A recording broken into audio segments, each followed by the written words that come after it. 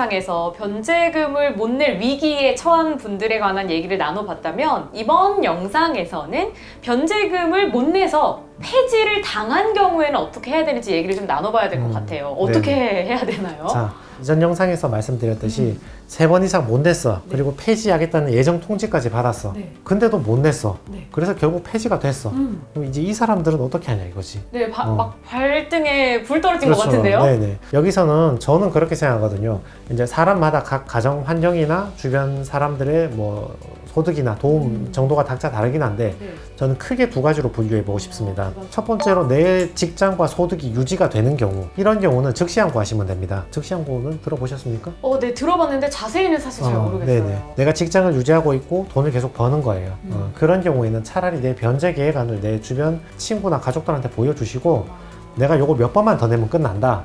몇 번만 더 내면 내가 지금 전체 채무가 1억인데 한 달에 뭐 한 100만 원씩 36개월만 내면 된다. 그럼 나머지 내가 뭐 다 탕감받는다. 근데 내가 한 5개월치 500만 더 내면 된다.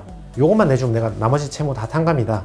이렇게 설명을 하시고 도움을 좀 받든지 이렇게 해서 돈을 좀 융통을 하든지 해서 이걸 가지고 마지막 못 낸 거를 내시고 그 영수증을 첨부해서 즉시항고 2심으로 가는 거죠. 2심으로 내가 폐지가 됐는데 그 못 낸 돈 냈으니까 절차 살려주고 마무리해 주세요 이거예요. 그래서 새로 하실 생각하지 말고 하던 절차 그대로 살려서 못 낸 거 4번 5번 남아있는 거 그거 돈 좀 빌려와서 내버리시고 끝내시라 이거죠. 왜냐면 내가 돈을 벌고 있으니까 내 생활은 유지가 된다고요. 돈이 약간 모자란 거니까 이럴 때는 주변의 도움을 좀 받아서 즉시항고해서 그 절차를 해서 끝내는 게 낫겠다 이겁니다. 그러면은 직장이나 아니면은 나의 이런 꾸준한 소득이 없는 경우는 어떻게 하나요? 그렇죠. 이런 경우가 대부분이에요. 못 내시는 분들이 내가 이거 힘들게 채무 탕감 받을 기회를 얻었는데 뭐 까먹고 귀찮아서 안 내겠다 이런 사람 잘 없잖아요. 다들 내고 싶은데 실직을 한다거나 이직을 한다거나 급여가 줄어드는 거야. 이런 경우가 많거든요. 여기 회생을 하려고 오시는 채무자들은 대부분 좀 불안정한 직장을 갖고 있는 경우가 많아요.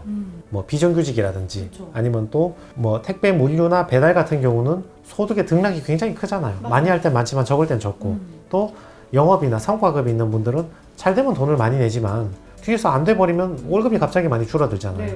또 변제 기간이 3년이기 때문에 3년 기간 동안 무슨 일이 생길지 모르는 거예요.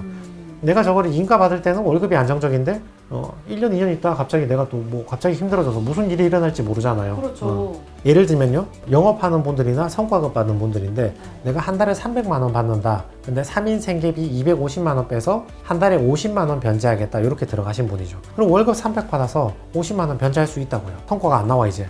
뭐 영업 환경이 바뀌었어. 뭐 안 팔려. 그래서 월급이 200만 원으로 줄어든 거죠. 이런 경우는 한 달에 50만 원 내기 힘들거든요. 그래서 이런 분들은 재신청이 나을 수도 있습니다. 재신청이요? 아예 처음부터 주변에서 확실하게 내가 그걸 대신 갚아주겠다 이런 분들이 있으면 그 돈 받아서 나머지 정리하고 절차 끝내버리는 게 제일 좋긴 한데 지금 내가 소득이 없잖아요. 그래서 주변에서 한두 번 도움 받는다고 이 일이 근본적으로 해결이 되지가 않아요. 그렇게 도움 받아서 끝낼 수 있으면 끝내시는 게 제일 좋은데 그렇게 한두 번 도움 받아도 내가 소득 자체가 적어서 집안 생활비도 부족해서 생계비를 위해서 돈을 또 빌려와야 되고 변제금 위해서 돈을 또 빌려와야 되고 이렇게 2중 3중으로 나갈 돈이 자꾸 커지면 도저히 감당이 안 되시면 차라리 폐지시켜버리고 낮아진 급여를 기준으로 다시 들어가서 변제금 자체를 낮추어 버리거나 또는 실직을 했다면 그냥 아예 이번에 파산시켜버리고 변제금 낼 거 없이 일시에 다 탕감 받아버리는 게 더 낫다. 이렇게 볼 수 있겠죠.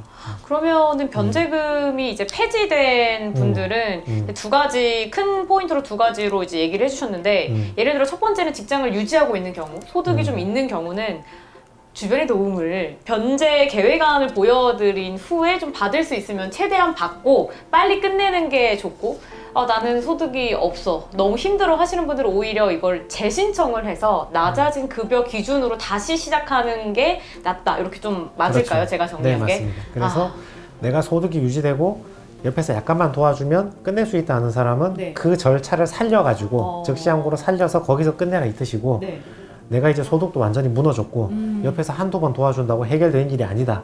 이러면 아예 그냥 힘들게 끌고 가지 말고 폐지시킨 다음에 낮아진 급여를 기준으로 새로 회생을 하거나 아니면 파산을 통해서 아예 없애버려라. 뭐 그런 뜻입니다.